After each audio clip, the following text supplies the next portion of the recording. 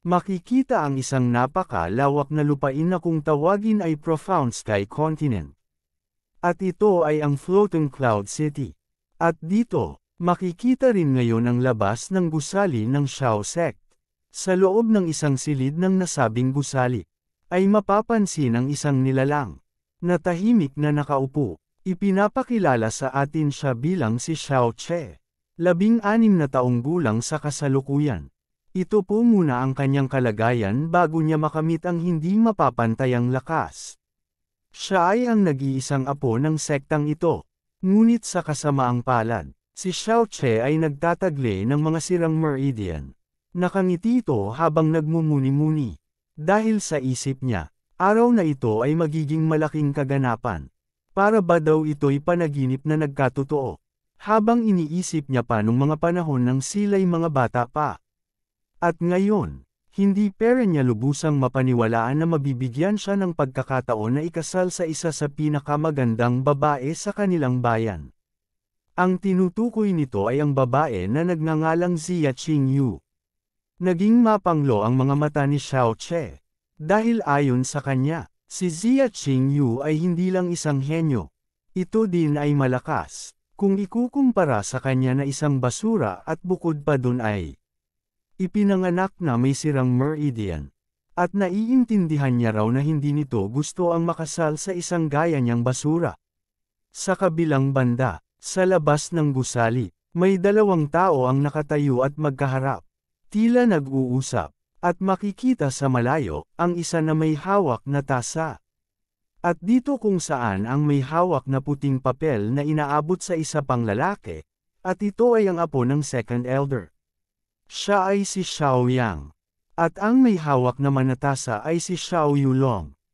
Nakay sa isang anak ng patriarchs. Habang iniaabot ni Xiao Yang ang bagay kay Yulong, ay ipinagmamalaki nito na ang lason daw na ito ay walang kulay at walang lasa. At kung ito ay ipaiinom sa kung sinong target nito, ay hindi nito mamamali na iyon na rin ang magiging sanhi ng kanyang kamatayan. Dahil hindi ito umano kayang tukuyin ng sino man. Tulad ng hiniling umano nito. Pagtapos ay makikita ang malademonyong ngiti sa mukha ni Yulong. At nagsabi, na mapagkakatiwalaan nga talaga kita. At makikita na inilagay na nito ang lason sa tasa na may laman. Habang patuloy sa masamang balak ang dalawa, isang dalaga ang naglalakad bitbit sa dalawang kamay ang tray na may mangkok ng lugaw. Ito ay si Xiao Lingxi, nag-iisang anak na babae ng 5th elder ng sect. Natanong naman ito ni Yulong at agad na tinawag ang pangalan nito. At itinanong kung saan ito pupunta. Nagtaka naman dito si Lingxi. Ngunit sinagot niya naman din ito. Aniya, ipinagluto nito ng lugaw si Xiao Che. At ihahatid niya na ito sa kanya. Ngunit tumugon si Yulong kung bakit iyon ang ibibigay kay Xiao Che. Hindi daw ba alam ni Lingxi na napakahalaga ng araw na ito? Ayon kay Yulong, ngayon ang kasal ni Xiao Che. At hindi umano makabubuti kung pakakainan niya siya niyan. At ipinakita ang hawak nito at sinabi kay Lingxi, na ito ang ibigay niya sa halip na yung lugaw na kanyang dala. Aniya habang may masamang ngiti makabubuti daw ito sa kalusugan ni Xiao Che para makatagal mamayang gabi. Laking pagtataka naman dito ni Lingxi. Anong tulong daw ba ang ibig nitong sabihin? Maayos naman daw ang kalusugan ni Xiao Che. Nagalit naman dito ang hangal na si Yulong at pasiga na sinabi, na wala ka talagang alam pagdating sa aming mga lalaki. Huwag ka nang mag-alala. At ako na ang bahala. Dagdag pa nito, kung sa tingin ni Lingxi, na magagawa niya ng masama ang kanyang brother. At sa pilitan na nitong kinuha ang bitbit ni Lingxi at ibinigay ang hawak nito. At habang naguguluhan si Lingxi, ay nanlaki na lang ang mata nito. At maya-maya pa, tinawag nito si Yulong at nagtanong, kung kailan pa ba daw ito nagkaroon ng concern kay Xiao Che. At sumagot si Yulong na, ano ba daw ang mali kung mag-alala siya sa kanyang little brother. At pinaalis na niya ito at pinagmamadali dahil lalamag na daw ang sabaw. At tumalikod na nga ang dalaga at sinabing, okay fine, At tuluyan na itong umalis. Ay naiwan dito si Yulong, sinabi niya habang binabanggit ang pangalan ni Xiao Che. Na wag daw siya nitong sisihin kung maging malupit siya sa kanya. Kasalanan daw lahat ng ito ni Xiao Che. Habang ikinuyom nito ang kanyang kamao. At makikita ang mukha nito na nanggagalaiti. Sinabi sa kanyang isip, na akin ka lang Zia Qingyu. Sa akin ka lang pwedeng ikasal at hindi sa isang uri ng basurang gaya ni Xiao Chen. Sa loob ng silid, nakarating na rin si Leng Shi, na nakaupo naman si Xiao Chen. Tinanong nito kung ano ang kanyang dala. Sumagot ang dalaga na, ito daw ay specially made soup. At sabi daw nila na kaya kanitong palakasin. Yun nga lang, wala siya edya kung ano ang lasa nito. Tinanggap naman agad ito ni Xiao Che at may masayang mukha nito na sinabi. Na dahil galing ito sa'yo ay alam kong magugustuhan ko ito. Pabiro naman na sinabi ni Leng Shi sa kanya na masyado siyang bolero. At walang ano-ano'y hinigop niya na nga ang laman ng tasa.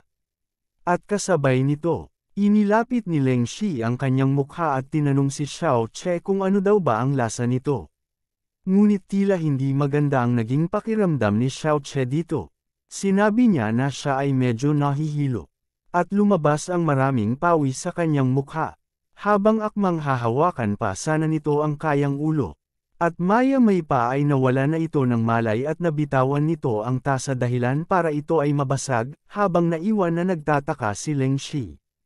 Ito ay nataranta. At tinawag niya ng paulit-ulit si Xiao Che na sinasabi. Na ano daw ba ang nangyayari? At wag naman daw siya nitong takutin, at tuluyan na nga na nawalan ito ng malay. At lumipat muna ang tagpo sa isang malawak na talon ng Azura Cloud Continent. Makikita ang isang sanggol na walang tigil sa pag-iyak. At tila ba ito ay inabandona. Habang makikita ang isang nilalang na nakasuot ng salakot na naglalakad. Ito ay isang matanda na may hawak na tungkod. At nang makita nito ang sanggol, lumapit ito, at kinuha ang sanggol, at nagsabi, Gravy, kaawa-awang bata, talaga bang iniwan ka na lang dito ng basta? Tumayo ito at kinuha ang sanggol. Aniya, gayong tila itinadhana na tayo ay magkita. Tila may napagkagandang mangyayari, kung gayon tawagin na kita sa pangalang Yun Che. At gagawin kitang aking disciple upang manguhal ng mga halamang gamot. At upang tulugan ako na gamutin ang mga maya karamdaman. Tinanong nito ang sanggol kung tinatanggap ba daw niya ito. Bigla naman namilog ang mga matang sanggol. At may parang pagtataka. At maya-maya pa ay tumawa ito ng tumawa. Kaya sinabi ng matanda, na mukhang ito ay natutuwa. Kaya dahil dun, itinuring niya na lamang daw ito bilang pagsang-ayon. Kaya mula ngayon, ay mamumuhay tayo ng magkasama bilang master at disciple. At nagpatuloy na sa paglalakad. At lumipas ang 20 taon.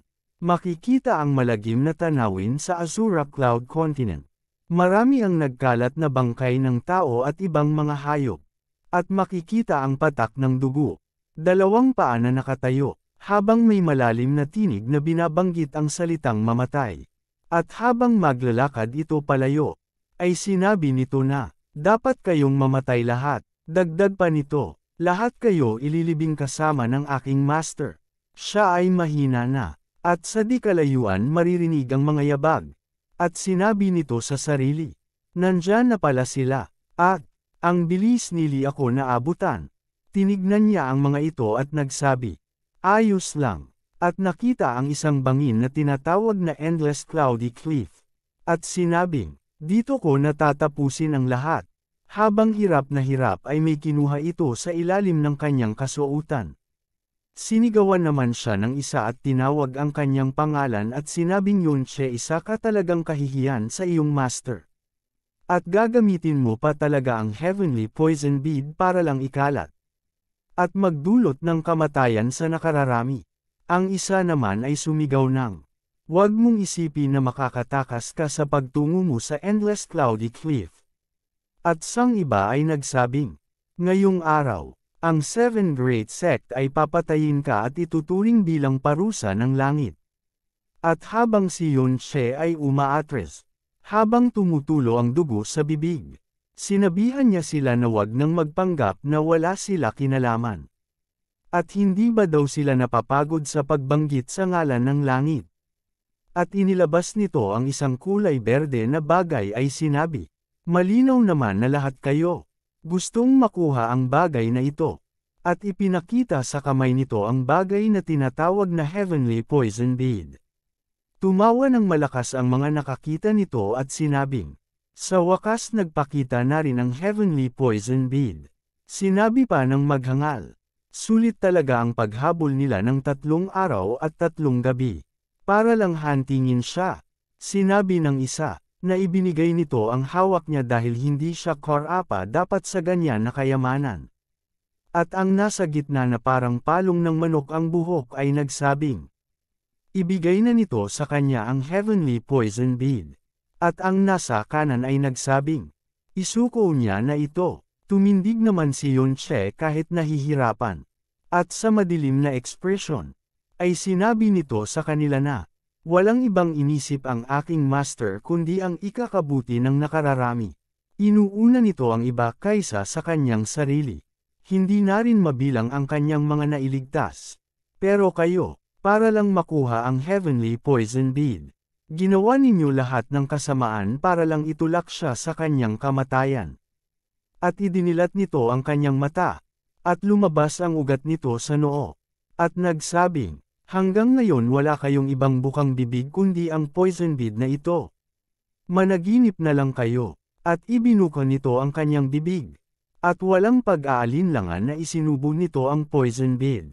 Nanlaki ang mga bibig ng mga hanggal. At pinagmumura si Yunche dahil sa paglunok nito ng poison bead. At sinabi na papatayin nila siya. At nagsisugod dito ang mga hanggal. At ayon pa sa kanila na hindi na mahalaga kung nilunok niya pa ito.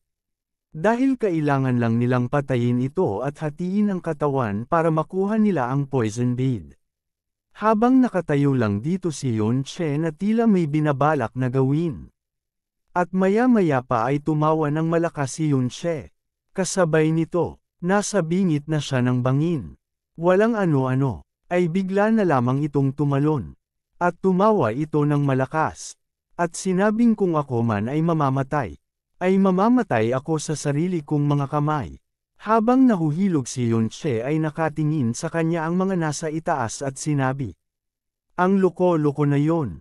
Nagawa niya talagang tumalon. Sinabi ng isa na, sa taas ng cloudy cliff ay hindi na siya mabubuhay. At ang isa ay sinabing, tiyak na ang kamatayan niyan. At ang nasa unahan ay nagsabing, hindi maaari. Ang heavenly poison bead, at makikita si Yunche na bumulusok na paibaba. At habang nahuhulog ito ay may nagliwanag sa katawan nito na kulay berde. Habang napasabi siya sa sarili na hindi man lang daw naging maginhawa ang naging buhay niya. Ngunit ang tanging pinagsisisihan niya lamang daw ay, ang hindi niya man lang naipaghiganti ang kanyang master. At ni hindi niya man lang daw nahanap ang kanyang tunay na magulang. At habang hawak nito ang tila tali ay lalo pang nagliwanag ang berdeng liwanag na hawak nito. At pagkatapos ay malalaman natin na siya, na si Yunche, ay reincarnate sa katawan ng ating bida na si Xiaoche. Sa loob ng silid makikita na nakahiga si Xiaoche at binabantayan ito ni Leng Shi. Pilit itong ginigising ng dalaga. At sinasabing, wag daw siyang takutin ito, pakiusap. Damilat na daw ito. Ilang sandali pa, biglang damilat ang mata ni Xiaoche. At sa kanyang pagbangon ay nagulat dito si Leng Shi. Kaya agad nitong tinawag ang pangalan ni Xiaoche. Laking pagtataka naman dito ni Xiaoche. Dahil kung bakit buhay pa siya. Labis naman na natuwa dito si Leng Shi kaya napayakap dito ang dalaga. At nagpasalamat sa Diyos dahil nagising na rin ito. Si Xiaoche, habang nagtataka, at hindi talaga siya namatay. Ngunit tuluyan ng napaiyak dito si Leng Shi. At nang makabawi na, ay hindi mo ari ang itsura nito at tinanong ang dalaga kung sino ito. Sandali naman na natigilan dito ang dalaga. At maya-maya pa, ay pasiga nitong sinabi na siya raw ang kanyang auntie na si Xiao Leng Shi. Dagdag na tanong pa nito. Paano daw ba siya nito nakalimutan? At maya-maya pa, ay nanlaki ang mata nito at may mga nagsipasuka na alaala sa kanya ng dati nitong sarili. At pumasok sa isip nito ang salitang auntie. At dahil dun ay pag-ulat na sumang-ayon na lamang ito at nagsabing, "Tama, ikaw ang aking auntie." Ipinaliwanag niya pa na sabay sila nitong lumaki, at kahit na 12 anyos na sila ay naliligo pa din sila ng sabay, at bukod pa doon ay sinabi din nito na si Ling Shi ay merong nunal sa puwet. Kaya sinigawan siya ni Ling Shi, at sinabihan siyang bastos, dahil bakit daw kailangan pa na sabihin pa sa kanya ang ganyang mga bagay. Nang kumalma na rin siya agad nito sinabi kay Xiao Che na ngayon daw ang araw ng kasal nito pero wala ito sa magandang kalagayan. Kung kaya ang kanya daw na grandpa ay lubos na nag-aalala. Tumalikod ito at sinabing maghintay. At kanya itong tawagin. Tinignan lang naman siya ni Xiao Che. Ngunit maya-maya pa ay inisip nito ang Nanjairai. Simula sa kaauhan niya ngayon at sa Xiao sect na kanyang ngayon kinabibilangan. Maging ang kasal niya sa babae na nagngangalang Qing Yu. Ngunit hindi ba daw siya tumalon sa Cloud Cliff? At kung ang lahat ba daw ng nangyari sa Azura Cloud Continent ay isa lamang panaginip? Ikinuyong nito ang kanyang kamao at sinabing hindi niya alam kung ano ba talaga ang nangyayari basta ang naaalala niya ay nagpapagaling siya ng maraming tao at hindi niya na natapos ang sasabihin dahil nang ibinuka niya ang kanyang palad ay may kung anong simbolo ang biglang na lamang lumabas dito at nagliwanag ng napakaliwanag. Ay doon niya napagtanto na ang Heavenly Poison Bead ay hindi nawala sa kanya sa halip ay naging bahagi na ito ng kanyang katawan at buko pa riyan ay tila napagtanto ni Xiao Che kung siya ba ay na-reincarnate. Sandali siyang natigilan at maya-maya pa, ay bigla na lamang niyang kinagat ang kanyang dila. At nagulat si Xiao Che ng kanyang malasahan ang lasa ng lason na naiwan sa kanyang bibig. Ngunit, nagulat naman siya nang matukoy niya kung anong klase ng lason ang kanyang nalasahan. Dahil ito ay ang heart-shattering poison. At tumingin siya sa paligid at nakita ang basag na mangkok maging ang likidong natapon mula dito at nalaman niya agad na ito ay isang lason. At habang tinitignan nito ang kanyang kamay ay kanyang inumpisahan na pagtagpi-tagpiin ang mga pangyayari ay doon niya naisip na siya ay nilason na nagsanhi ng kanyang kamatayan. Na siya ay na-reincarnate pabalik sa kanyang unang buhay. At ayon pa sa kanya, kayang gamutin ng Heavenly Poison Bead ang lahat ng uri ng lason. At marahil ito din ang dahilan kung bakit nananatili pa siyang buhay. Ngunit pinilit niya burahin sa sarili niya ang kanyang mga iniisip. At siya ay napasigaw dahil parang masisiraan na daw siya ng ulo. At sobra daw itong nakakabaliw. Paanong nabuhay siyang muli pero na-reincarnate siya sa una niyang buhay. Sa bandang huli, ay binaliwala niya na nga lang ang kanyang mga iniisip at pinawi ang sarili. Itinaas niya ang kanyang kamay at may kumpiyansang mukha habang nakakuyom ang kanyang kamao at sinabi niya. Sino ba daw ang may paki? Dahil ang mahala ay buhay siya. At isa pa ay ikakasal siya sa isang magandang babae. Bigla namang naputol ang iniisip ni Xiao Che nang biglaang may sumigaw ng pangalan niya na nagtanong kung ayos lang siya. At nang bumukas ang pinto ay lumitaw dito ang isang nagmamadaling matanda na papunta ngayon sa kanya at kung may masakit ba daw sa kanyang o kaya naman ay hindi pagka-comfortably. Nang ito'y tuluyan ng nakalapit, ay sinunggaban niya ito ng yakap habang bumubuhos ang kanyang luha. At sumagot naman dito si Xiao Che na ayos lamang daw siya. At tinawag niya itong grandpa. Ika pa ng kanyang grandpa. Muntik na ako atakihin sa puso dahil sayo. Hindi na nga lang kumibo dito ang kanyang auntie. At nang magsalita ito, sinabi niya na ngayon ang araw ng kasal ni Xiao Che at wala na silang masyadong oras. Kaya inutusan na si Xiao Che ng kanyang grandpa na magmadali na ito para makapaghanda na agad din na sinang-ayunan ni Xiao Che. At sinimulan na nga nila na magpatuloy upang salubungin ang kanyang mapapang asawa. Na sinang-ayunan din ng kanyang auntie. At habang naglalakad ay lumingon sa kanya ang kanyang auntie habang tahimik lamang si Xiao Che. Nagsalita naman bigla ang kanyang auntie. At si Nanbi na nakalimutan pala niyang maglinis. Bukod pa doon ay tinanong nito si Xiao Che, kung ano ba daw ang lasa ng soup na ginawa ni Yulong para ibigay sa ay Xiao Che. Nagtaka naman dito si Xiao Che at tinanong kung galing ba daw iyon kay Yulong. Sumagot ito ng pagsang-ayon dahil sinabi daw sa kanya ni Yulong na kailangan ni Xiao Che ng masustansyang pagkain. Napangiti naman dito si Xiao Che at sinabi sa kanyang isip na, "So ganun pala ang nangyari. Isa ka din pala sa gustong pumatay sa akin," at tinawag niya itong older brother. Dito makikita natin ang kung ano ang kayang gawin ng mystic power. Kung saan kung ang isang individual na nagtataglay nito ay maituturing na siya na hindi isang ordinaryo. At ang isang tao na nagtataglay nito na isinilang na merong mystic meridian ay kayang gumamit ng kapangyarihang kayang gawin kang malakas at magkamit ng superhuman abilities. Isa sa pangunahing kakayahan nito ay maaari mong pumutol ng puno ng walang kahirap-hirap. At bumasag ng bato kahit na hindi gumagamit ng sandata. Kumpara sa isang tao na walang mystic power ay hindi magiging madali. Na kahit ang pagbabuhat ng bato ay magiging mahirap. At makikita sa diagram na ang lakas ng mystic power ay nahahati sa 10 na magkakaibang realm. At ang bawat realm nito ay hindi madaling basagin hanggang sa umabot ka sa kahuli-hulihan nito.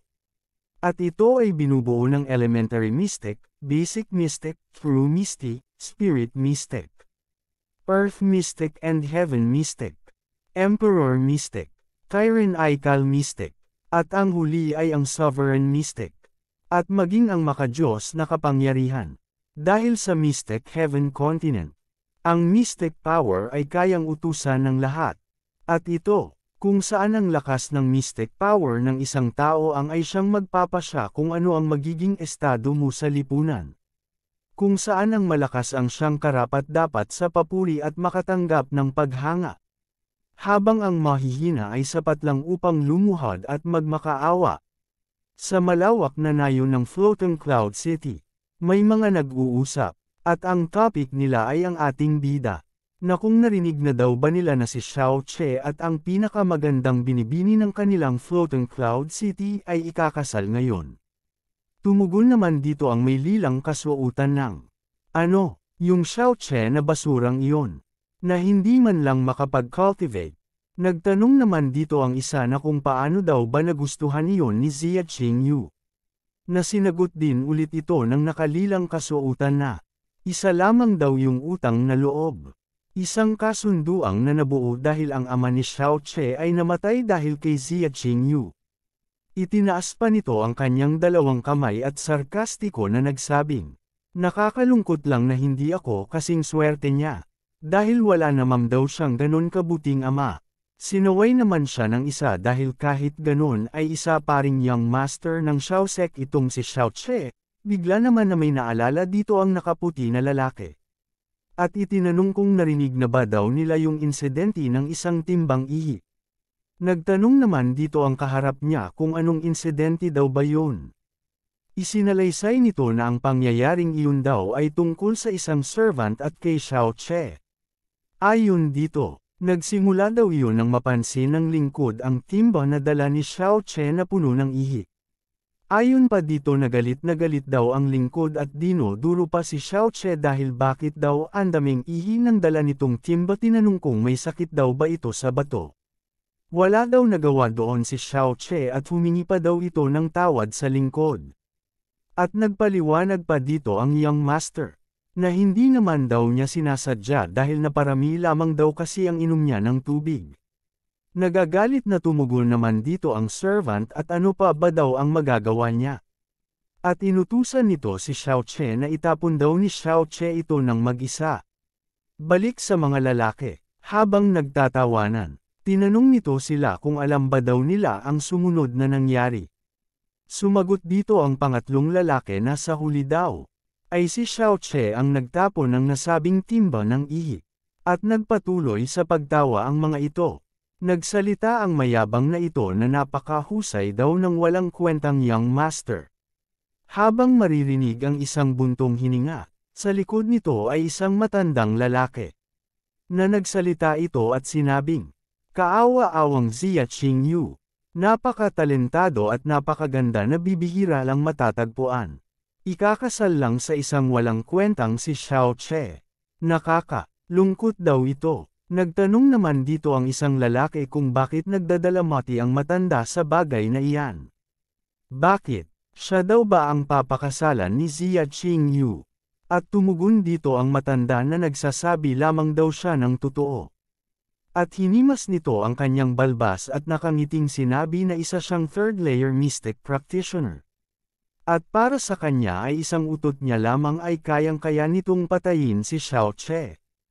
At makikita pa ang pag-utot nito. Nagulat at pinagpawisan naman ang mga ito. Nagalit naman dito ang isang lalaki dahil sa kabastusan nito. Sinabihan niya ang matanda na mag-ingat sa mga binibitawan nitong salita. Sumabat na rin ang kasama nito. Wika nito na napaka-walang hiya daw ng matanda, tinuturing nito ang kanyang sarili na malakas. At hindi naglaon, tila ang mga ito ay nagtatalo-talo na ikinukumpara ang mga sarili ang mga lakas nila kay Xiao Che. Lumipat naman kay Xiao Che, na pinapayuhan ito ni Ling Shi. Aniya, mag-iingat umano si Xiao Che sa kanyang mga sasabihin sakaling naroon na siya sa lugar ng mapapang asawa niya. Habang inaayos nito ang damit ng binata, ay nagwika ito. Na lagi umano nitong tandaan na sa puso ng kanyang auntie si Xiao Che daw ang pinaka-the best. Sumagot naman dito si Xiao Che habang nakangiti na ayos lang yun. At sanay na daw siya sa mga ganoong insulto. Sa isip niya, noong unang buhay niya, isinilang siya na walang mystic powers. Kung kaya ultimong servant ay binubuli siya. At sa ikalawang buhay niya ay naging disciple siya ng isang hilang saint. Bigla naman naputol ang iniisip nito nang biglang tawagin siya ng nasa labas. Kaya napalingon dito si Xiao Che at sinabing, papunta na siya, at tumindig ito upang magpatuloy na sa paglakad. Sa isip pa ni Xiao Che, pagdating ng araw na tuluyan na niyang maayos ang kanyang mga meridian ay magagawa na niyang mabot ang pinakatuktok. Ngunit, paglabas nila ng pinto ay bumungad sa kanya ang kanyang magiging escort. At nagulat dito si Xiao Che at natigilan. At lumabas ang pawis sa kanyang mukha. E paano ba naman ang itsura ng mga magiging escort niya ay tila mga mukhang palaka. Napasigaw na nga lang dito si Xiao Che at napamura. At bakit daw ganito ang ipinadala sa kanyang mga escort para i-welcome ang bride? Matatakot daw ang bride sa mga ito. Bigla naman lumapit ang isang lalaki sa kanya. Ito pala ay si Xiaoyang ang apo ng second elder. Nagpaliwanag ito at sinabing, sila daw ang mga kinuha niya para sa pag-e-escort. Ano daw ba sa palagay ni Xiao Che? Pasiga naman na ipinaliwanag ni Xiao Che na wala ba daw siyang ibang makuha na mas maayos ang itsura. At kung hindi, ay wag naman daw ganito ka nakakatakot na mga mukha. Tumugon naman ito na hindi daw siya nito naiintindihan. Ipinaliwanag nito na si Xiao Che ang dapat na maging spotlight. Kaya paano daw ba mangyayari iyon kung wala ang tulong ng mag-iyon? At makikita ang isang ito na parang si Ilong Ranger at nangungulangot pa. Nanggigigil naman si Xiao Che at nagwika na. Sinasabi mo ba na sa pamamagitan ng mga ito ay mag-stand out ako? Ngunit naputol na ang sasabihin ni Xiao Che nang magsalita ang isang ito at inaayayahan na si Xiao Che na sumakay dahil wala na daw silang sapat na oras pa. At natulala na nga lang dito si Xiao Che. At nagiba ang kanyang itsura nang makita nito ang kanyang sasakyan at itinanong kung kabayo nga ba daw iyon. Nagalit din dito si Ling Shi at tinawag niya si Xiaoyang at tinanong kung bakit isang mula at hindi isang kabayo ang inihanda nito sa kasal ni Xiao Che. At kung hindi na ba daw nito iginalang ang siya at ang kanyang ama. Itinaas ni Xiaoyang ang kanyang mga kamay. Sumagot dito si Xiaoyang, na kung paano ba daw niya iyon magagawa. Ang ikalimang elder daw umano ang pinakamalakas dito sa Cloud City kung kaya. Mataas ang panggalang nito sa elder. Nag-aalala naman na tanong si Ling Shi kung sasalubungin ba talaga ni Xiao Che ang bride sakay sa mola na iyan. Nanggatuwiran naman si Xiaoyang na lahat daw ng kabayo ay nagkaroon ng diarrhea at maging siya man hindi niya iyon ginusto. Bigla naman silang natigilan nang biglang dumating si Yulong at nagtanong kung anong meron daw bakit sila nagsisigawan. At napalingon nga dito si Xiaoyang. Tinanong niya si Yulong kung bakit ito naririto. At sumagot naman si Yulong na wala naman dahil naglalakad-lakad lamang siya. At ano daw ba ang problema? Nakangiti namang sagot ni Xiaoyang na maliit na isyu lamang daw iyon at hindi na kailangan na magambala pa si Yulong.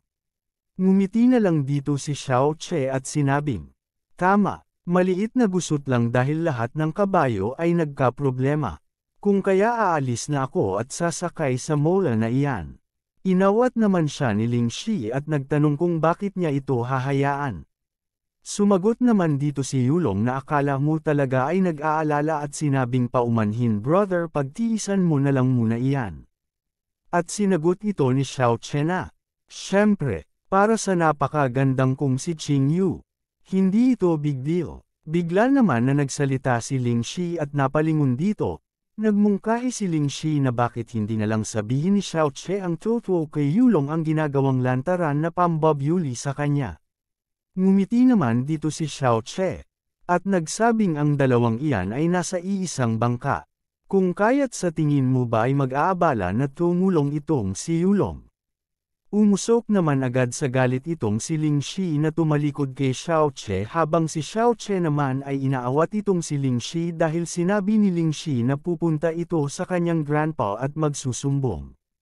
Sumigaw si Xiao Che na wag itong gawin dahil baka hindi matuloy ang kasalan nila. Ngunit humarap sa kanya si Ling Shi at bahagyang bamulong na. Mas mainam nga kung hindi matuloy. Na ipinagtaka ni Xiao Che kaya't nagtanong ito kay Ling Shi kung may sinabi ba daw ito. Nautol na itinanggi naman agad ito ni Ling Shi.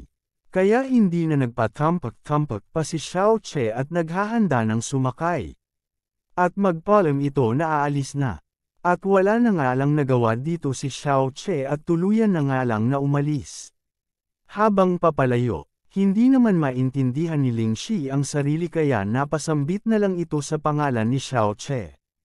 At nang tuluyan na nga na nakaalis na si Xiao Che, ay ipinag-krus nito ang mga braso sa dibdib dahil tila may iba itong naging pakiramdam tanong nito sa sarili. Bakit ganun? Hindi ba daw dapat masaya siya dahil ito ang engranding araw ni Xiao Che? Pero bakit tila nais niyang umiyak? Kailangan daw niya ng ngumiti. At nagpatuloy na nga sila Xiao Che sa kanilang paglalakbay. Sa isip ni Xiao Che ay nanghihinayang ito tungkol kay Ling Shi. Dahil kung hindi niya na lamang daw sana ito naging anti. At tuluyan na nga na nakalayo ang escort team ni Xiao Che. Sa kabilang banda naman makikita si Xiao Yang kasama si Xiao Yulong. Na ang mukha nito ay madilim.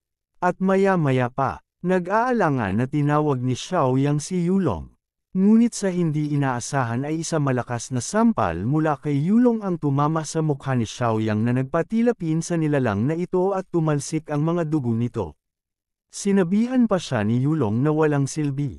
Ang mukha ngayon ni Yulong ay nanggagala-iti sa galit dahil malinaw na ipinagyayabang pa nito ang dala nitong heart-shattering poison na sabi nitong sobrang bisa. At kaya pumatay kahit isang patak lang ngunit ipinagtataka niya kung bakit si Xiao Che ay patuloy pa rin na nabubuhay. Makikita si Xiao Yang na napaupo sa sahig matapos itong sampilan sa mukha ni Yulong. Na sobrang gigil pa rin matapos mabaigo sa tangkang paglason sa ating bida. Hindi ito makapagsalita at tumulog din ang dugo sa kanyang bibig. At maya-maya pa ay napangiti na lang si Xiao Yang at iginiit nito na maging siya man ay hindi niya maintindihan kung bakit. Ipinaliwanag ni Xiao Yang na malinaw na nawalan ito ng malay matapos inumin ang sabaw na may lason ngunit sa hindi maipaliwanag na dahilan ay bigla na lamang itong nagising. Nagagalit naman dito si Yulong at nang gigihil at napakagat ito sa kanyang ngipin. Marahas itong nagwika kung sinasabi ba daw ni Xiao Yang na maupo na lamang siya habang pinapanood niya ang walang kwentang Xiao Che na iyon na ikinakasal sa babae na gusto niya. Inaawat naman ito ni Xiao Yang at pilit na pinakakalma at ipinaliwanag niya na Meron pa silang natitirang pagkakataon dahil hanggang ngayon ay nasa kalsada ang mga iyon. Iminungkahi nito na maaari naman nila na kidnapin ang bride. Ngunit nandilim naman ang mukha ni Yulong at tinanong niya si Xiaoyang kung Mongoloid ba daw ito. Dahil kung ganun lang daw yun kadali ay hindi siya mananatili ng walang ginagawa. Ipinaliwanag ni Yulong na, maaring walang kwenta ang lakas ni Xiao Che ngunit hindi ang kanyang grandpa.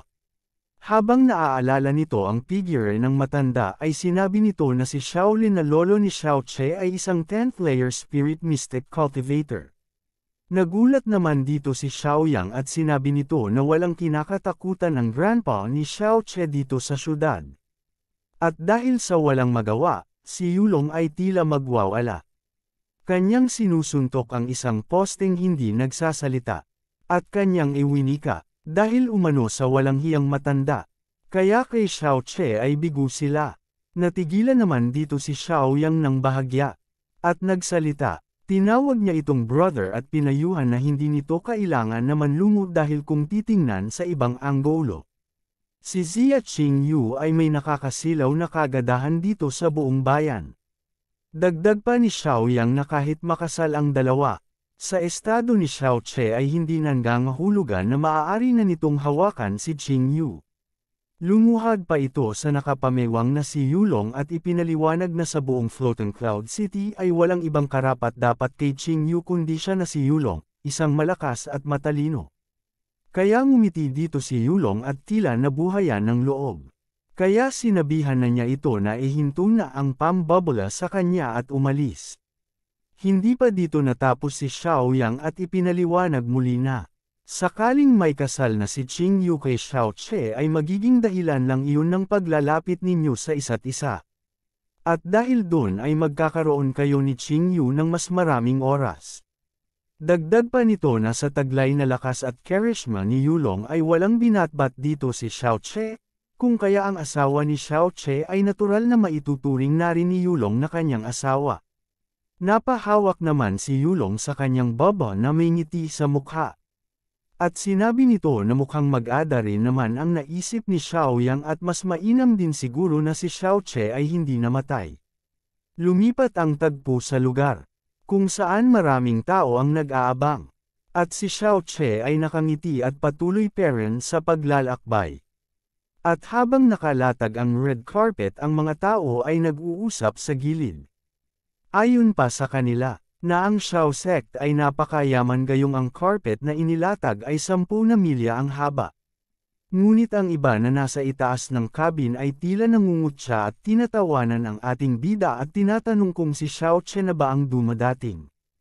At nang dumating na nga si Xiao Che ay lalo pa na dumami ang tao na sumalubong at nang makita ng mga yaon ang sinasakyan ni Xiao Che ay sinabi nila na sobrang low-key ni Xiao Che dahil nakasakay lang ito sa isang donkey. At, habang ang ilan ay nagtatawanan dahil bumagay daw kay Xiao Che ang pagiging isang cripple. At napalingon na nga lang dito si Xiao Che. At bahagyang ngumiti, sarkastiko niyang sinabi sa mga kumukutya sa kanya na nag-thumbs up pa at nagsabing, ang pinakamagandang babae sa bayan ayon mapapasa akin kahit isang donkey ang sinasakyan ko. At kayo, magagawa ninyo ba iyon? At makikita na nagalit ang tatlong ito, na sumigaw sa galit ang isa at sinabing, wala ka paring silbi Xiao Che dahil ni hindi ka makapag-cultivate. At ang isa ay naghamon pa na 1v1 na lang palalag daw ba ang bida. At ang isa naman ay nagyabang na, kung hindi lamang isa sa alang-alang na mayaman ang pamilya ni Xiao Che ay pababagsakin na niya ito. Kinutya naman lalo sila ni Xiao Che at pabiro nitong sinabing, naku, natatakot ako, at lalo pang nakaisip ng gagawin si Xiao Che at tinawag si Gusi at Erdan at sinabi na may mga tao na gustong labanan siya. Kaya, galit na hinarap sila ni Gusi at sinabing sinong nangangahas na magbuhat ng kamay sa young master. At si Erdan naman ay umuosok ang ilong at tinanong sila kung sino daw ba ang gustong mauna. At makikita ang mukha ng lalaki sa butas ng bibig nito at maya-maya pa. Sabay na binugahan nila ang mga ito ng kanilang mabahong hininga. Habang ang mga ito ay sumisigaw at minumura ang mga ito. At nang matapos na sila, ay sinabi ng isa na, mahapdi daw ang kanyang mata at ang isa ay pinatitigil na sila at tinawag pa itong mga dakilang bayani. Habang si Gosi at Erdan ay matikas na nakatayo sa harapan nila. At habang si Xiao Che ay sumisipol at tinitingnan lamang sila at napasabi siya na, nabuhay na ako ng 2 beses kung kaya sa tingin ba ng mga ito ay hindi ko magagawang asikasuhin ang ganitong sitwasyon. At makikita sa likod ni Xiao Che ang pagbulwak ng soka ng hanggal at nagmamakaawa ito na isara na ang bibig nila at hindi na daw nila muling uulitin pa kung kaya kawan daw sila ng mga ito. At habang nagpapatuloy, makikita ang mga kawal na nakapila at sa bandang gitna patungong pasukan ay may nakatayo na nilalang. Sinimula ni Xiao Che na bumaba sa kanyang sinasakyan. Ngunit nanlaki ang kanyang mata nang may maramdaman siya na pamilyar na aura. Natukoy niya ang aura bilang pagmamay-ari ng kanyang magiging bayaw. Bigla, isang malaki at matabang lalaki ang sumalpot sa harapan ni Xiao Che at agad itong niyakap na nagliliwanag ang mga mata at may masayang ngiti. At masaya nitong tinawag ang ating bida na bayaw. Wika pa nito, sa wakas daw ay matutupad na ang kanilang pagiging tunay na magbayaw. Hindi naman may pinta ang mukha ni Xiao Che at hiniling na tumigil siya. Ngunit hindi naman nagpapihil dito ang nilalang at niyakap niya si Xiao Che ng buong higpit at tinawag pa niya itong bear hug at wala na nga lang nagawa dito ang bida at hindi na rin nakapagsalita. At makikita na tumulo na lang ang laway ni Xiao Che habang nakasalampak peren ang mukha nito sa dibdib ng nilalang. Ito ay si Zia Yuan 15 taong gulang. At sinabi dito ni Xiao Che na magdahan-dahan kung ayaw nito na maging byuda agad ang kanyang sister.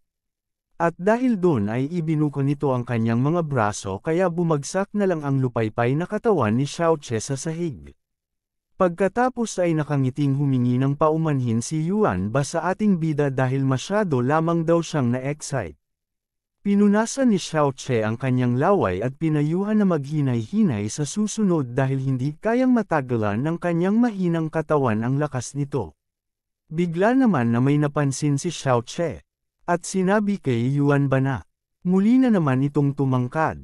Ngunit sinabi naman ni Yuan Ba na parang bagong usbong na gisante sa liit si Xiao Che. Sumagot naman dito ang ating bida na, hindi umano maganda ang ganito. Na sobrang tangkad ni Yuan Ba kahit siya ay 15 pa lamang. Di kalayuan naman banda sa tarangkahan. Sa nagkukumpulan na babaeng lingkod. Malakas ang mga tinig ng mga marites at si Xiao Che ang topic. Tinatanong nila kung bakit naparito siya na sakay ng isang mola. Ayon pa sa kanila, nabuhay daw ito ng duwag sa titulo ng pagiging isang young master. Narinig naman ito ni Yuan Ba. Kaya, nagalit ito at napakagat sa kanyang mga ngipin. Ninas ito at sinabihan sila na wag silang magsalita ng masama sa kanyang brother-in-law. Pinigilan naman siya ni Xiao Che at iniharang ang kamay sa dibdib ni Yuan Ba. At sinabing, wala naman dapat na ipag-alala kaya hayaan na lamang daw sila. Isang tinig naman ang nagpainto sa kanila ng pasigaw ito na nagtanong kung nasaan ba daw ang kanilang mga respeto. Na agad na nakilala ng mga nasa lugar kaya agad nilang isinigaw ang salitang, My Lord. Ito ay si Zia Hongyi ang ama ni Zia Qingyu. Si Xiao Che naman ay agad na yumuko upang magbigay ng paggalang. Lumapit ito kay Xiao Che at hinawakan siya sa magkabila na balikat at sinabi kay Xiao Che. Na mula sa araw na ito ay ipinapaubi na nito ang pangangalaga sa kanyang anak na si Qingyu.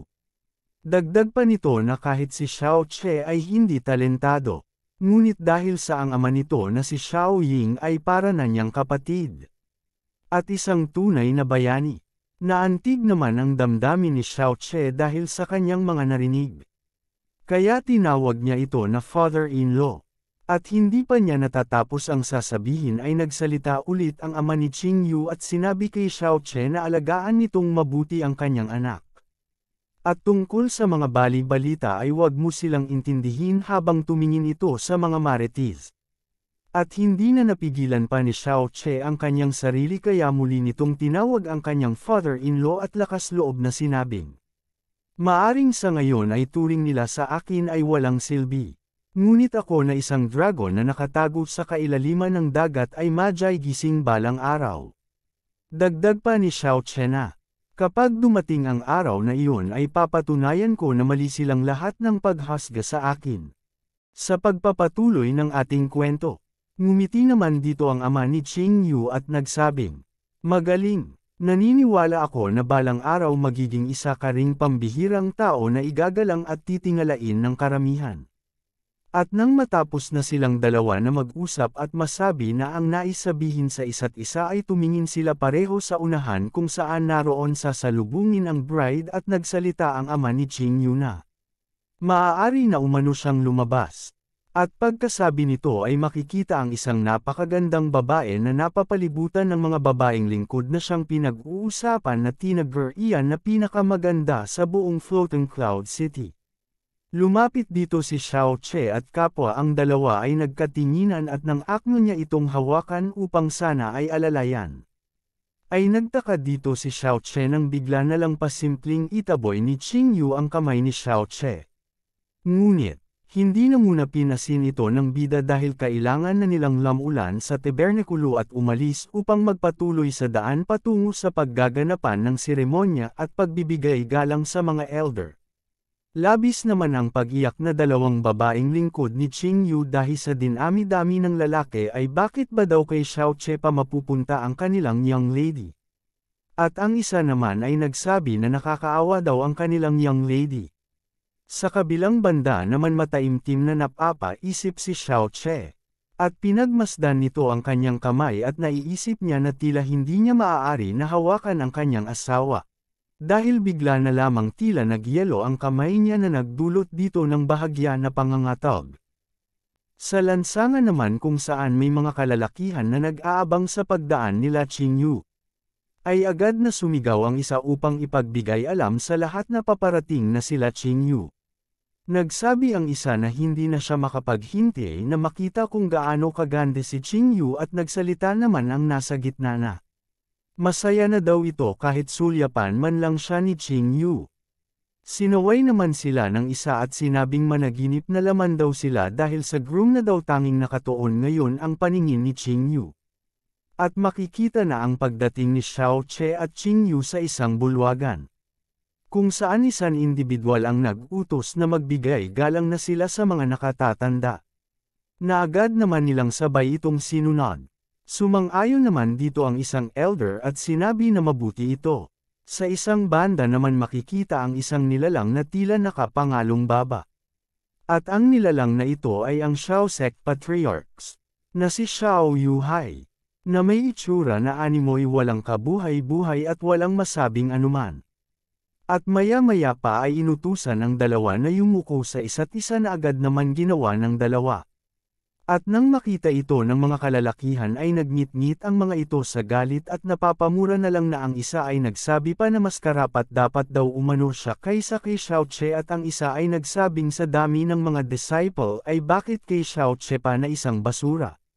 At nang marinig ito ni Ling Shi ay nagalit ito sa mga kumag at iginiit nito na nagkakamali ang mga ito dahil isang karangalan ang may kasal kay Xiao Che. Lumapit naman kay Ling Shi ang isang kumag at ipinaliwanag kay Ling Shi na si Qing Yu ay isang pambihirang talento kung kaya paano daw ba naaikukumpara dito si Xiao Che. Hindi pa dito natapos ang pambubuyo ng mga hambog dahil isang hambog na nakaupo ang nagsalita na sinabing, ang numero 1 kayamanan at numero 1 basura talagang pareho silang mainam. At sinabi naman ng katabi nito na, sa kombinasyon umano ng dalawa ay tagang walang duda na bagay dila. At nagtawanan pa ang mga ito ng ubod ng lakas. Lalo naman nagalit dito si Ling Shi kaya muli niya itong sinigawan. At dahil dito ay makikita na dahan-dahan na natumayo ang isang matanda. Ito ang first elder na si Xiao Li.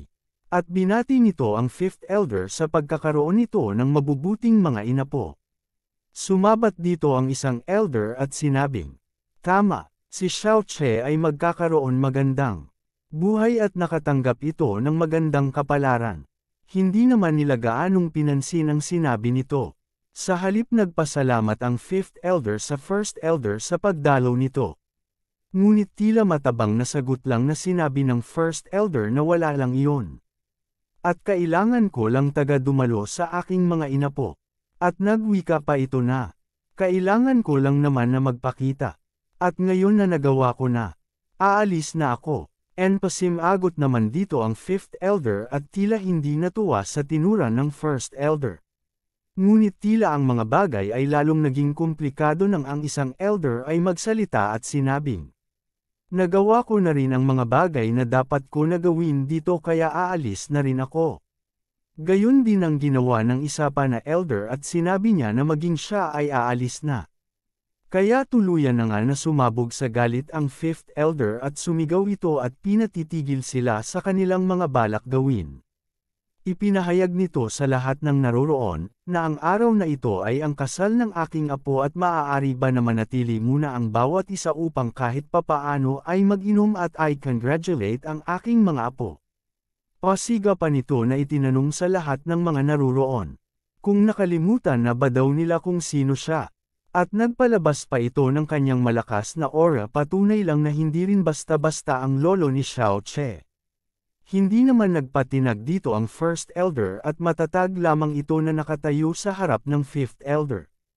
Sinaway din siya ng isang elder at tinawag ito sa kanyang pangalan na Shaole at sinasabing mag-isip ito. Dahil matapos umano mawala nito ay sino ba daw ang nag-alaga sa walang kwenta nitong apo.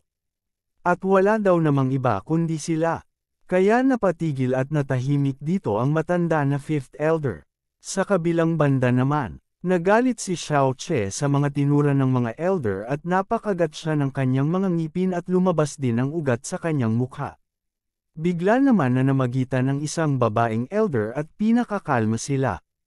Iminungkahi nito na ay escort muna daw nila ang bagong kasal patungo sa kanilang magiging silid.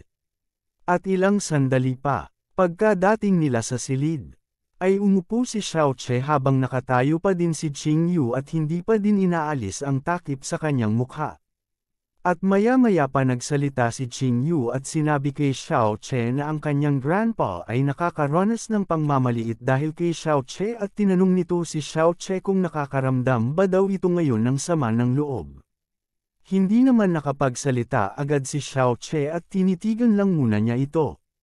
Maya-maya pa, ay ngumiti si Xiao Che at iminungkahi kay Qing Yu na maaari na nitong alisin ang mga accessories nito dahil tila mabigat ang mga ito. At ayaw umano ni Xiao Che na nahihirapan ang kanyang asawa. At dahil sa sinabi ni Xiao Che ay sumambulat sa kanya ang napakagandang anyo ni Qing Yu dahil tuluyan na nga nitong inalis ang mga palamuti nito maging ang harang sa kanyang mukha. At makikita na sobrang natulala dito si Xiao Che at namumula ang mukha dahil hindi nito inaasahan na sobrang ganda nito. Napansin naman din ito Qing Yu. At may mapanukso nitong sinabi kay Xiao Che, na tila nag-iba ang mood nito. At mukha naman na hindi ito ganun kahina gaya ng mga sabi-sabi. O baka naman daw itinatago lamang ni Xiao Che ito at meron daw bang dahilan upang gawin niya iyon. Ngumiti naman dito si Xiao Che at inamin na totoo na ipinanganak siya na mahina at may sirang mga meridian na wala naman daw nagbago sa mga bagay na iyon. Ngunit nagulat si Xiao Che sa mga sumunod na nangyari. Nang biglang mabilis na lumapit sa kanya si Qing Yu habang nagpalabas ito ng maliwanag na kapangyarihan sa isa nitong kamay. At maya-maya pa, ang enerhiya sa kamay nito ay kanyang ipinang-atake sa katawan ni Xiao Che. At makikita na sa lakas nito ay tila tumagos ito sa likod ni Xiao Che. At dahil doon ay lubos ang naging pangamba ni Xiao Che dahil tila may kung ano na nabasag sa kanyang katawan.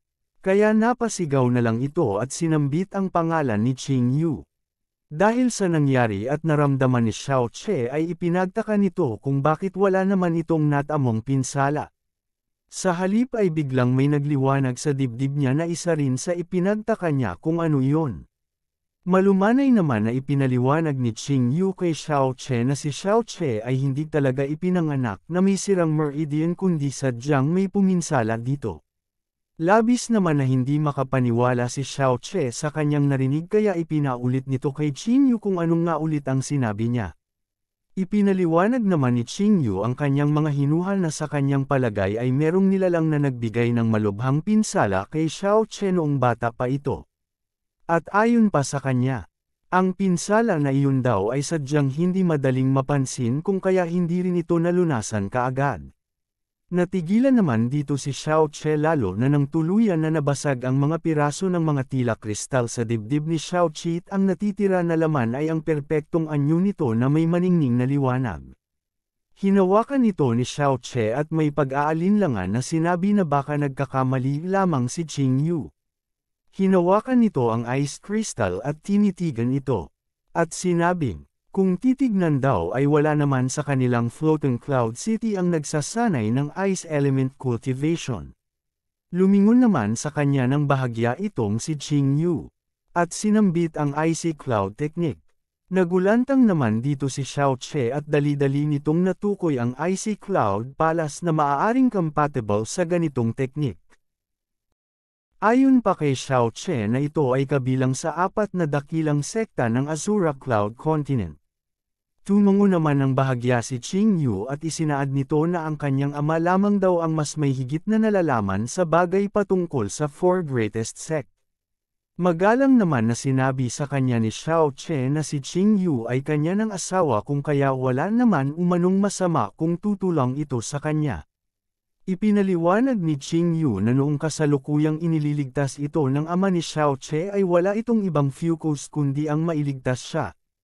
Kaya sa huli, hindi nito nahabol ang mga assassin at nakatakas ang mga ito. Bigla naman na naagaw ang interes ni Xiao Che nang mabanggit ang kanyang ama. Nagsalita muli si Qingyu na, bagamat ang kasal nila ay maituturing lamang bilang kabayaran sa pagsadyap sa kanya ay hindi naman niya umano ito pinagsisisihan. Ngunit, pagputol nito sa sasabihin. At ipinaliwanag kay Xiao Che na walang paraan upang maging tunay sila na magkapareha. Mapapansin naman na biglang nag-iba ang tema ng paligid ng silid. Ito ay dahil biglang lumamig ang temperatura at nagkaroon din dito ng mga fog. Hindi naman nakapagsalita dito si Xiao Che at mapapansin na gumamit na pala ng isang teknik si Qingyu na kung tawagin ay icy mist. Nagsalita si Qingyu na huwag magkamali sa pag-intindi si Xiao Che sa sitwasyon na meron sila dahil hindi naman ito dahil kay Xiao Che. Ngunit, mapapansin na tuluyang kumakalat ang malamig na temperatura. Nagsalita si Qingyu at ipinaliwanag kay Xiao Che na, kung ang isang tao ay magnais na mag-cultivate ng icy cloud ay kailangan nitong malaman na magkakaroon din siya ng malamig na puso. Dagdag pa nito na ang icy cloud palace ay puro babae lamang ang tinatanggap na disciple. At ang disciple naman na ito ay hindi maaaring magkaroon ng romantikong relasyon. Natigilan naman dito si Xiao Che. At muli na naman nagsalita si Qingyu at sinabing hindi umano siya maaring umibig kahit kanino at kasama doon si Xiao Che kahit pa sila ay kasal na. Hindi naman nagsalita ang ating bida sa halip ay tinignan na lamang nito ang asawa. At habang ang paligid ay napapalibutan ng malamig na usok ay may tumawag naman kay Xiao Che mula sa labas at ipinaalam sa kanya na oras para sa kanyang wine. At dahil na rin sa mga napag-usapan nila, ay minabuti na lamang nito na umalis kaya makikita ito na palabas na ng silid. Kaya tinanong siya ni Qingyu kung aalis na ba daw siya. Sumagot naman dito si Xiao Che na aalis na siya. At nang makumpirma ni Qingyu na nakaalis na ang ating bida ay bahagya itong lumingon sa kanyang gilid. At maya-maya pa ay lumabas ang liwanag na lumiliwanag na nagmumula sa tila isang mahabang kahon. At di kalaunanan, lumitaw dito ang isang nakaputi na babae. At ito ay si Chu Yuli ang Icy Cloud Palace Master. Nagsalita ito at sinabi kay Qingyu na ngayong nagawa na nito ang layunin nito sa kanilang angkan ay maaari na siguro silang bumalik sa Icy Cloud Palace kasama siya. Nanlaki naman ang mata dito ni Qingyu sa pagkabigla at tinawag niya ang kanyang master. At humiling na bigyan pa siya ng isa pang buwan, dahil kung aalis siya agad ay pagtatawanan at kukutsain lamang ng mga tao ang ating bida. Wala na nga lang nagawa dito ang master ni Qing Yu. Kung kaya pumayag na ito na bigyan ng 1 buwan na manatili total kasal naman nila ito. At dahil doon ay nagpasalamat ito sa kanyang master. Bago mag-palm, nagpahabol pa ng isang katanungan itong si Qing Yu. Tinanong nito ang kanyang master kung may ibang paraan pa ba upang muling maayos ang mga meridian ni Xiao Che. Pabigla naman na natawag ng kanyang master ang pangalan ni Qing Yu. Malungkot ang mukha nito na sinabing, meron daw itong pusong napakabait at maalalahanin. At pinuri niya pa ito at sinabing, kahanga-hanga, ngunit, tungkol sa bagay na iyan, ay, wala akong magagawa. Hanggang dito na lang muna mga idol, pero kung gusto mo na masubaybayan ang kwento ay i-open mo lang ang notification bell mo pagkatapos mo na mag-subscribe. Kita-kits sa susunod mga lods, bye! Dam ako ang tagpo sa handaan, kung saan, makikita ang mga bisita na dumalo ay kumakain at nag-iinyuman. Nagmamadaling lumapit si Xiao Che sa First Elder upang abutan ito ng wine. Napatingin ito sa kanya, at di kalaunan ay tinanggap din naman niya ito. Ngunit, napasenggal ito, at di kalaunan ay malakas na ibinagsak ang baso ng wine sa lamesa. Na napatingin ang 2 pang elder sa kanya. Makikita ang ating bida, bagamat nakangiti, ay bakas ang ugat sa kanyang mukha. Tanda na hindi nito nagustuhan ang inasta ng First Elder. At habang naiinis, ay kasabay naman nito ang pagsasalita ng isang elder. Ayon dito, na ang isang napakagandang bulaklak ay ipinatong na lamang sa isang tumpok ng tae. Guys, ang ibig sabihin ng mga kataga na iyon ay si Qing Yu na isang napakaganda at ito'y katumbas ng salitang bulaklak. At ang tumpok ng tae naman ay ginawa nila na halimbawa sa katangian ni Xiao Che na isang basura. At nang marinig ito ni Xiao Che ay lalo naman itong nenas. Sa isip ni Xiao Che, ay minumura niya ang mga walang utang na loob na mga matatanda. At habang nanggagalayti pa sa inis ang ating bida ay naisip niya na kung nasa dating katauhan niya lang siya sana ngayon ay ang sarap paglalasonan ang mga hakluban na ito. At habang nasa malalim pa ito ng pag-iisip ay bigla, isang banga ng alak ang ibinagsak sa lamesa. At ang may gawa nun ay walang iba kundi si Xiao Yulong at kasama nito si Xiao Yang. Nakangiti ito na inaya ang ating bida upang mag-inom kasama nila. Bahagya lang nang umiti ang ating bida sabay na humingi ng paumanhin sa kanila dahil hindi ito mahilig uminom at madali lamang daw siya malasing. Dinuro naman siya ni Xiao Yang at nagwika na, ano, kusang loob namin na ibinabahagi sa'yo ang inumin na ito. Tapos ikaw, tinatanggihan mo, ngunit bahagyang ngiti lang ang tugon ni Xiao Che dito.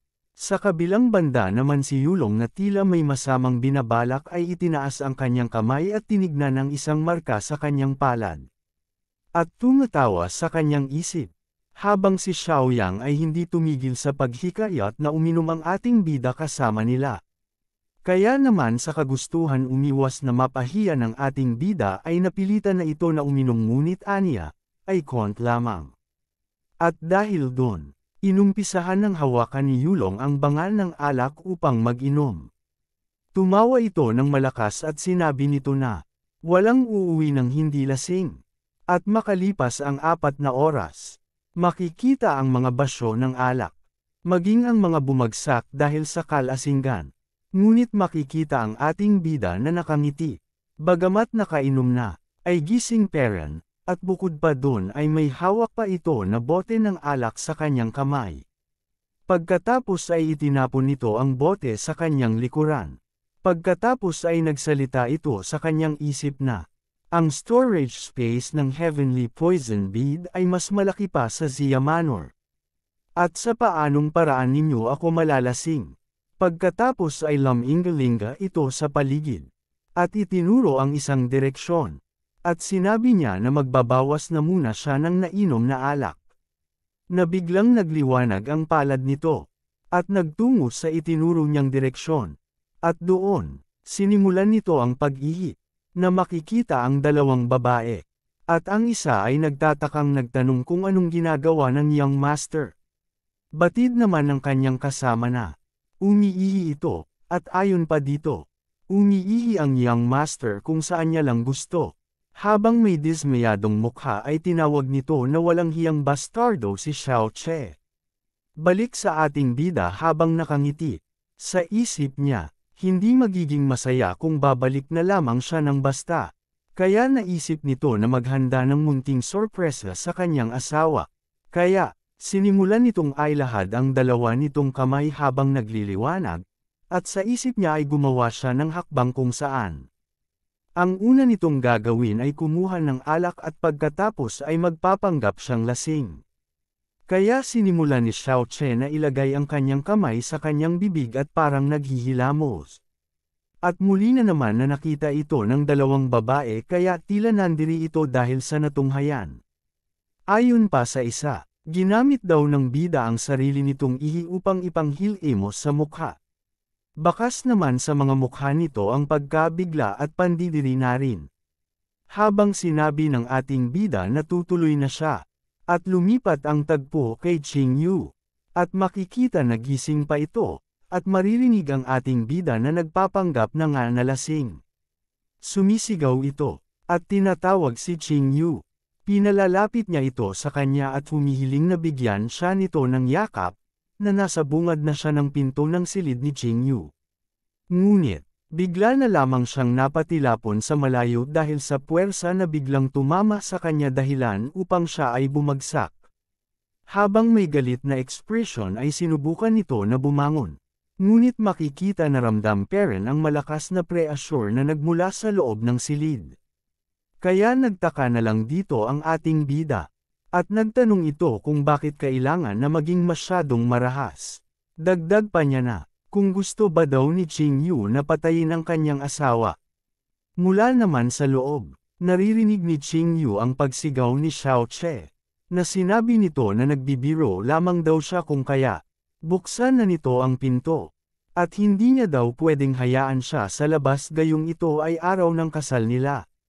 Dagdag pa ni Xiao Che na, pagtatawanan siya ng mga tao.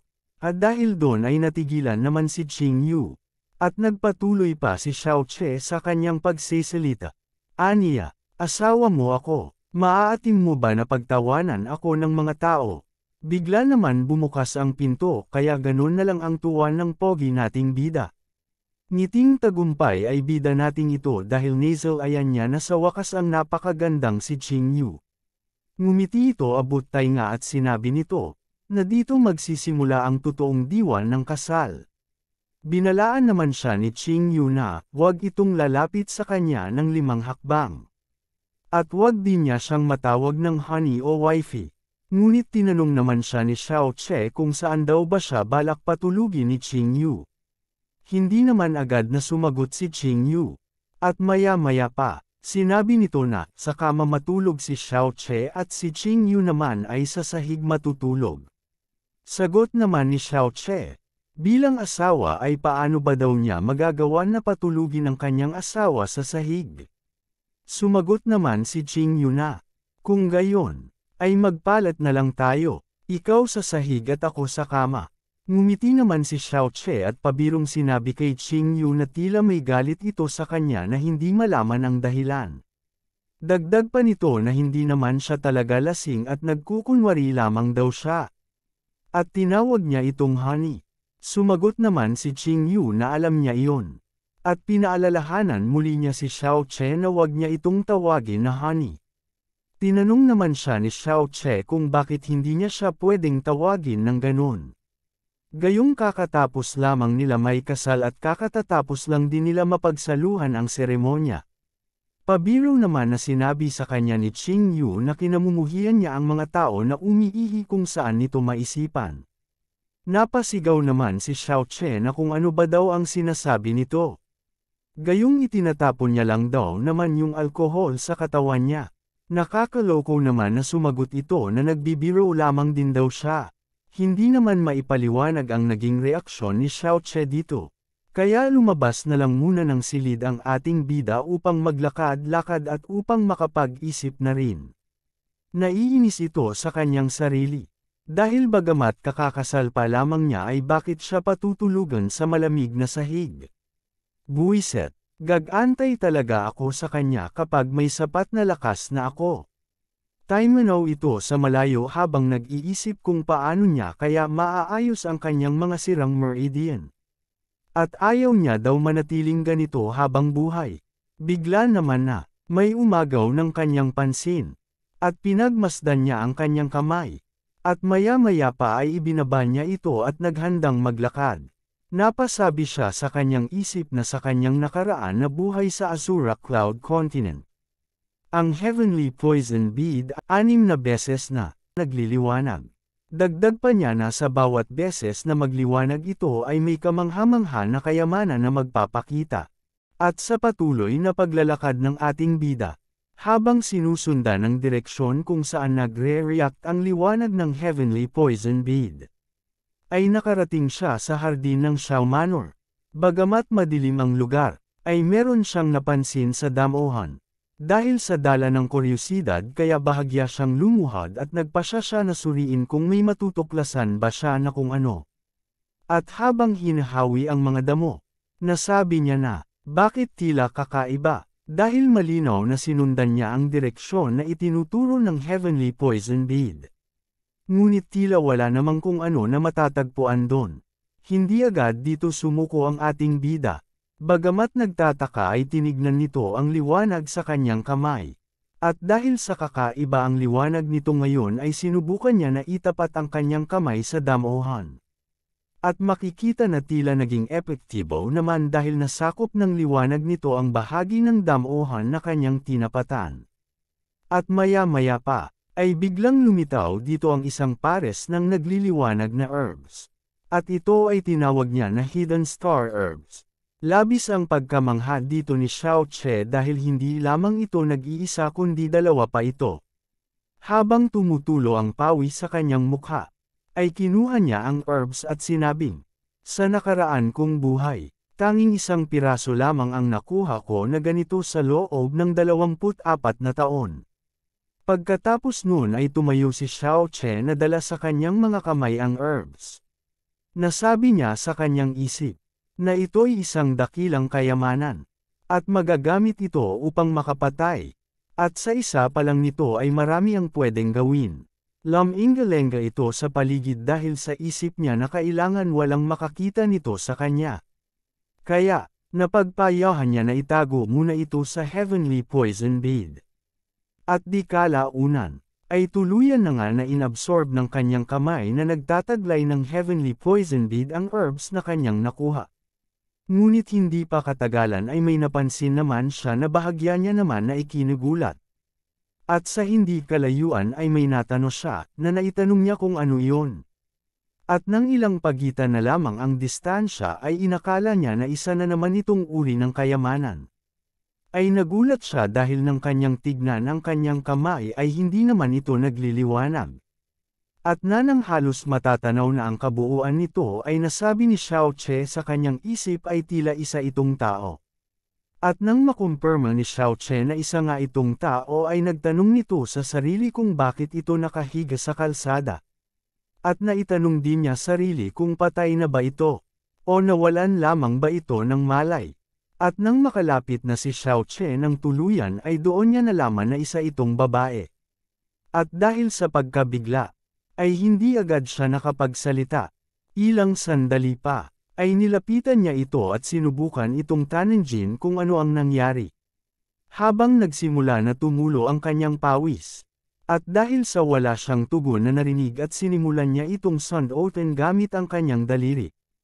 At dahil sa wala peren itong reaksyon ay penaisil nito ang pisngi ng babae.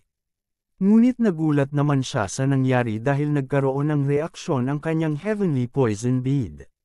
At makikita ang balat sa kanyang kamay na nagkaroon ng itim naman siya. At bigla na lamang itong sumirit at dahil doon ay nakumpirma ni Xiao Che na ito ay nalason. Sinubukan niya na ilayo ang kanyang kamay ngunit huli na. Mabilis iyong kumalat na halos buong braso ni Xiao Che ay nasakop. Namuti ang kanyang mata at napasigaw sa sakit. Habang tinitiis ang sakit, ay napasabi siya sa sarili na sobrang nakakatakot na lason daw iyon. Sa kabutihang palad ay nagawa naman na ma-absorb ng Heavenly Poison Bead ang lason. Kaya napaupo siya at napahinga ng maluwag. At kapansin-pansin na nagliwanag ng kulay berde ang buong katawan ni Xiao Che. Hindi muna siya nagsalita, sa halip ay agad na sinuri niya ang kanyang sarili. Kagat siya sa kanyang mga ngipin habang tumutulo ang pawis. At nasabi niya sa kanyang isip na mabuti na lang ay taglay nito ang Heavenly Poison Bead. Dahil kung hindi, ay sigurado na patay na siya ngayon. Tinitigan niya ang kanyang kamay at nagtanong sa kanyang isip kung ano ang pagkakakilanlan ng babae at kung bakit ito nalason. At bakit ang lason ay napaka-terrifying. Dagdag pa niya sa kanyang isip na, kung nahuli lang ng konti ang Heavenly Poison Bead ay siguradong patay na siya. At habang tinitignan nito ang sariling kamay ay may bila naman na humawak diyo. At makikita na ito ay ang babae na may pulang buhok na kanina lang ay nakahiga at binanggit nito ang salitang Heavenly Poison Bead, na ipinagtaka ni Xiao Che kung bakit alam nito ang tungkol sa Heavenly Poison Bead. At maya-maya pa ay kinagat nito ang daliri ni Xiao Che. At aawatin niya pa sana ito na tinawag niya pa na little girl. Ngunit huli na, halos mawala, nang malay dito ang ating bida habang pinipigilan nito ang babae na wag sipsipan ang kanyang dugo. Sa sobrang sakit ay hinatak niya ng malakas ang kanyang kamay. Ngunit nagulat siya, nang bigla na lamang naglaho ang babae. At tila damit na lang ang natira, na ipinagtaka niya kung saan na ito nagpunta.